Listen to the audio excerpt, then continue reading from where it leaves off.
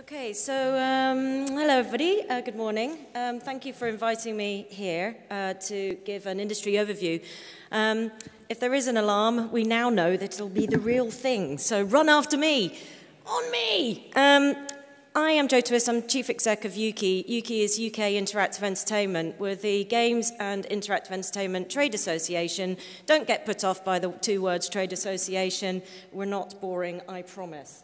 And I've been in the job since January, and it's been a real whirlwind for this industry and the sort of 11 months that I've had so far, which I'll go through. And I truly believe that we are on the cusp of the greatest opportunity to transform entertainment and what that means for consumers than we've had for the last 20 or 30 years. I truly believe that. And we've got a real opportunity to grow our industry hugely. We've been having lots of conversations. We do a lot of government lobbying. We do a lot of events. We do a lot of matchmaking. We do a lot of looking after people, practical help for companies and for members to help grow, support, and promote their businesses. And we've been having a lot of MP conversations in the last 2 weeks over dinners, and it's very evident that they are looking for the tipping point, the industry, the new digital manufacturing, the industry that's going to fuel our economic success as a digital economy.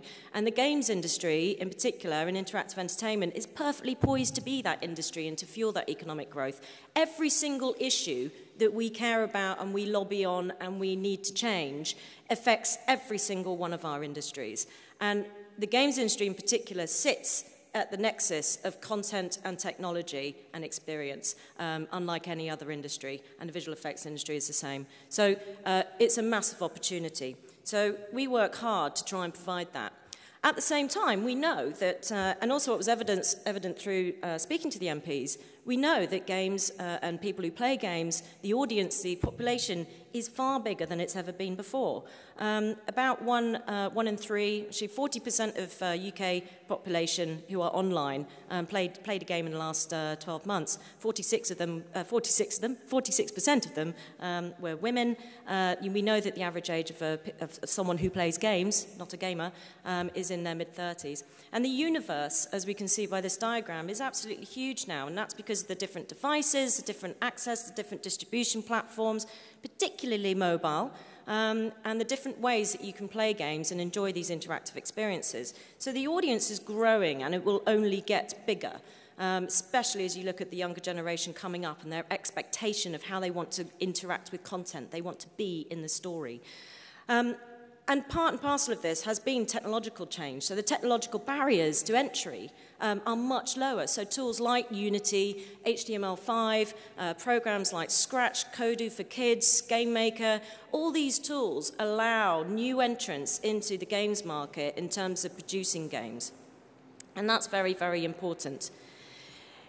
We, as an industry, are hugely successful in generating wealth. However, our figures are never that great. And this is something that MCV did, pulled together from various sources about February or March this year. And this shows what the games industry is worth in terms of retail. And it's around 3.3 billion, which is a shitload of money. And that comes from not just box software, but peripherals, accessories, mobile games, online games, toys, DVDs, events, tickets, the whole universe around interactive entertainment. And I think what is important to recognize is how much of a transition the games industry is in right now. I'll go on to show you some headlines in a minute, but the industry is shifting from this traditional gamer sitting in front of a console and buying a boxed product to this whole universe of people who enjoy interactive entertainment. And mobile gaming, as I said earlier, in particular, and online, has really fueled that diversification. And some of the headlines you'll see will show you that the games industry is in decline. That's not true, and I'll go into that in a minute.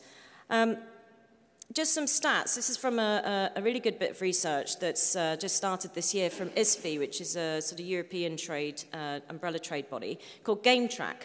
And it's basically like our equivalent of Barb, which, for any of you in the TV industry know, It's a really solid, basis. It's based on 5,000 households in the UK, and that's where you get the 14 million people watch X Factor. Right, okay.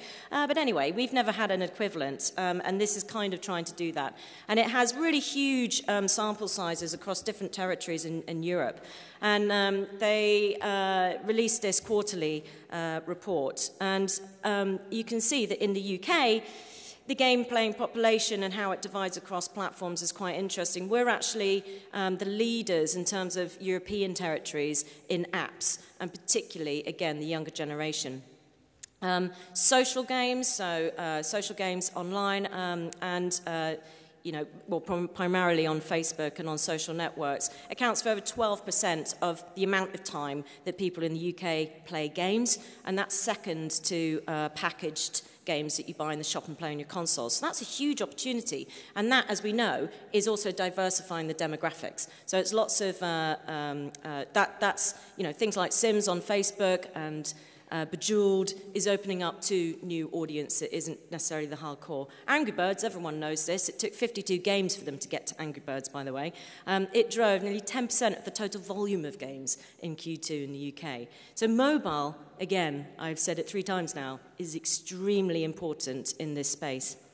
But so are the console experiences. This is something called Wonderbook.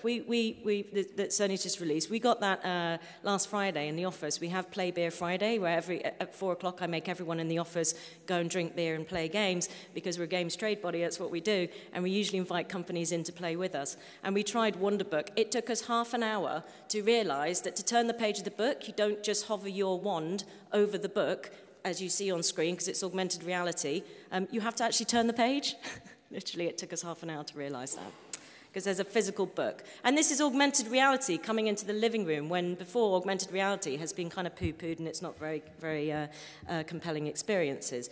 But this is the kind of thing that's transforming how living room entertainment happens. And things like Happy Action Theatre, which is a Double Fine studio in the States game, using Kinect, again, is transforming the way that kids in particular and families can enjoy games together and put themselves in the story. And a great example, which I haven't got here, but I urge you to check out, is Microsoft Studios, which are based in Soho, their Soho studios. They worked with Sesame Street writers and produced Sesame Street for the Kinect. And the idea was it's a linear, an on-demand linear TV episode of Sesame Street, but at certain points, if you've registered with your Kinect, you can get up and completely smash down that fourth wall, which kids do anyway when they're watching Sesame Street, and jump up with Cookie Monster, and things begin to happen then on the screen around you, and you can interact with Elmo. Everyone wants to interact with Elmo, or maybe not now, given the recent headlines, but it's really, really brilliant, and you watch that, and then you think about how cloud streaming of game experiences and content straight over the air to the box or to the TV set could actually completely transform how you might enjoy Downton Abbey. I doubt it would be Downton Abbey, it might be Spooks, although that's not coming back. But the point is, TV formats and this convergence now that everyone's talked about is finally here, and TV formats have a real opportunity to take advantage of this and to really break down some perceptions of what entertainment is. And at the same time, all this transition and all this kind of lowering of barriers and all this exciting new technology is allowing for these new entrants. And in Britain, we've always had a fantastic heritage of games businesses. You know, we were the games industry. We are the games industry. And we're seeing these new entrants, these disruptive companies, these companies that are redefining entertainment, that epitomize what interactive entertainment means, emerging. Of course, everyone who even vaguely knows a child knows about Moshi Monsters. We have a great company next door to us in Soho called Mediatonic, who did Monsters Probably Stole My Princess, with a fantastic example of a real high-growth company that's doing. Their games are played by over 300 million people worldwide. They're experimenting with free-to-play models. They're really, really transforming what it means to be a games business in the 21st century. Down at the bottom here, that strange space-looking creature is a 3D printed personalized doll that's going to be interacting with a tablet game early next year from a company called Makey Lab. So we have all these incredibly interesting companies that are now emerging because of the conditions. And they are sitting alongside the more established sort of brilliant examples that we have in this country, such as Media Molecule, who produced Little Big Planet. So our job is to really try and support the diversity of our industry. So from small startups where a lot of the growth is happening, to indie developers, to the medium-sized companies, to the 1-2 people studios, because they can be 1 or 2 people big now, because of the technology and the lower barriers to entry, right up to the more traditional, the still strong traditional boxed market businesses. If we often do an exercise of looking at elsewhere at really good examples of what the conditions are needed and what the ingredients are needed to enable, to support all of this growth and potential growth and all of this exciting crossover of technology and creativity. And we often look to Canada, which has often been touted as a leading light in terms of how the games industry and interactive entertainment industry has flourished.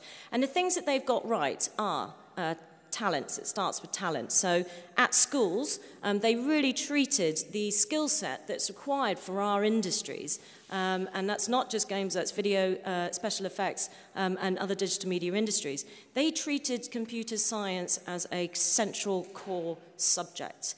And they did it early. So that was ensuring that you had code literate and artistic people who are creative with technology coming out of the system and into the pipeline.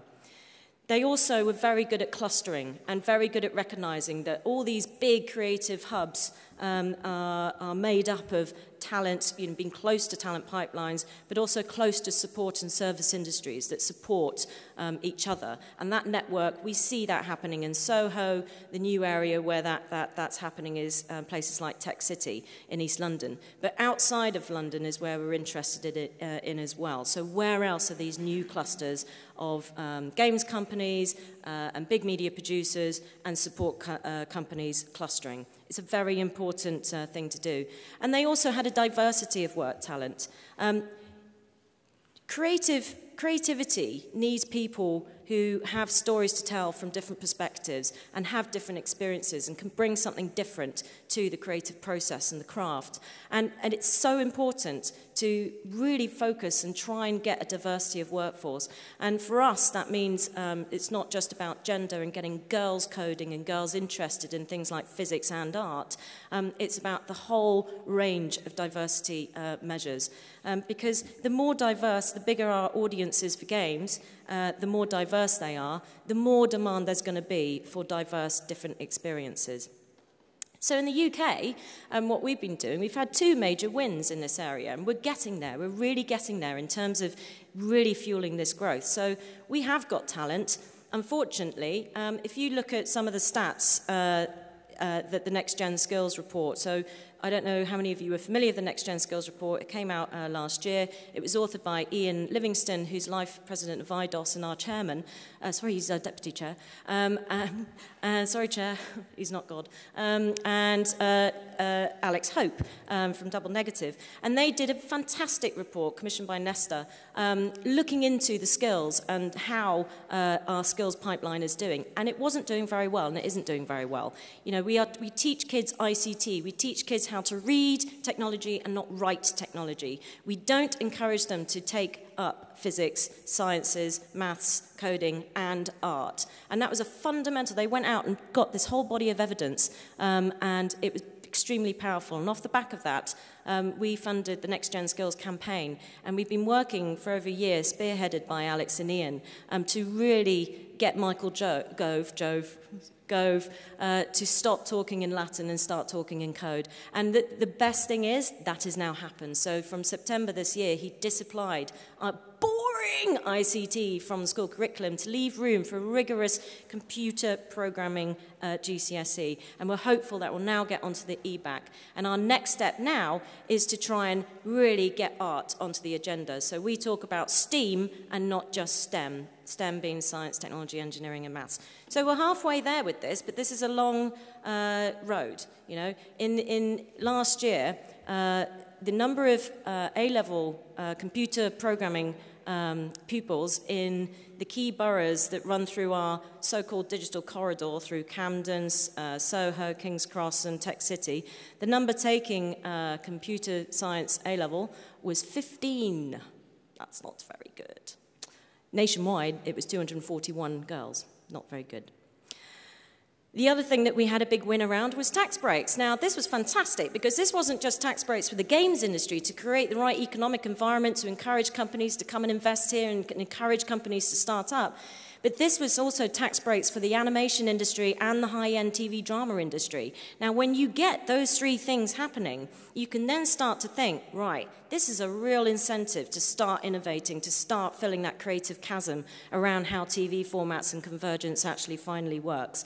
And hopefully, we've been doing a lot of work with Treasury to get these tax breaks implemented for April 2013. And it should make a massive difference for companies big and small.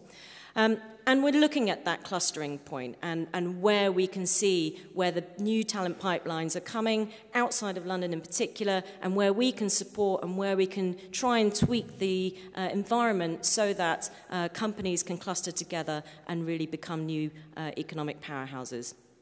So, in summary, just on those points, we know that growth can happen with this industry. It's a huge opportunity, but we need kids coming out who are inspired to take up maths, physics, coding, as well as art, and that is so important. And we also need them to be entrepreneurs. We need them to be entrepreneurial in the way that they think. People need the right access to finance, startup companies, all these emerging companies who are looking at the mobile space, who are Micro Studio, People Studios. They need access to finance in the right economic conditions, and we need the right environment for IP exploitation. And on that, what's really interesting is that the games industry has been leading the way creatively with the different business models it operates under. So the huge trend in the games industry, particularly on mobile, has been free to play. Some people call it freemium. That's slightly misleading, but it's free to play. And there's another term called paymium, which is basically you pay, right? And what's very, very interesting is how these business models are emerging and how that is also affecting the way that we monetize and the opportunities economically. But I think, for me, the creativity and the space that's been cracked open because of the sort of access to our industry and to the opportunities is being cracked open is hugely interesting. You have incredibly lovely games that are now being produced that are redefining. You know, we are fed up of looking at the Daily Mail and seeing the headlines about games. The only time they ever write about games is when it's a violent game. Violent games are just like any other industry. We have games that are suitable for 18-year-old audiences and suitable for everyone else. It's just like any other industry. And we have other games like from independent producers like Journey. I don't know if anyone's played Journey. It's a beautiful, redefining experience. It's a poetic experience, but it's a game, and it's on PlayStation, and it's a big feature. And these kinds of experiences are the things that we should be shouting about and shining a light on, because the games industry is so incredibly diverse. And this is the slide that really annoys me. So this is a, sorry, I mucked up that because I didn't draw a line to it. This one, all-time low for UK games retail. This is the kind of headline you see. This is nonsense. We have games. Retail is being redefined. It's not just about bricks and mortar retail, and as we know, the economic conditions are not great for anybody at the moment. But we have that decline in people as consumer behavior changes of people going and buying boxed products, and instead they're buying digital products. It's a no-brainer. It's what's happening in every other industry. What we don't have as an industry are those figures that show us that growth on digital that's balancing out the decline in boxed product, which is still 2/3 of the market, by the way. And this is a kind of headline that I like. This was the first kind of, this is a game by Natural Motion. It's actually Boss Alien that was bought by Natural Motion, called CSR Racing. And it's a free game on your mobile. But it was the first game that was touted as the first game that was really truly created with the really high quality graphics and high quality experience that you would expect from a console type game. But CSR Racing made $12 million in its first month just through in-app purchasing. So the game was free to get the volume in, and the in-app purchasing made 12 million. We at UKIE are trying to solve this problem through data, and we're producing it's in beta at the moment, but we're trying to produce a PC download chart to understand this sort of balance and to try and address this balance or unbalance that we see. So this is Sam might shout at me for showing you this. But as you can see, box sales have been declining, but digital sales have gone right up. Now, if we can be really brave and confident about these figures and start shouting at them, then that's going to help us tremendously as an industry. So, in summary, these are the kind of things that I think are... That's no cat telling me I've got my time up. Yeah. These are what we focus on, and these are the things that we think are going to make the UK the best place in the world to create interactive entertainment and games, and the kinds of experiences that you are all crafters of. I was trying to put this into really great, RAFCAD or something, but it doesn't work. But it's about recognition of our industry and our business models, making the legislation and the environment for business fit for purpose for a digital economy, which affects every single one of our industries, not just games. Access to finance. We're looking at crowdfunding and innovative ways that projects and companies are financing themselves. Access to skills, absolutely critical. Access to new market. And data. Data is one of the most important tools that we can ever have. And if we get those right, then we will be the best place to produce interactive content and games in the world. Thank you very much.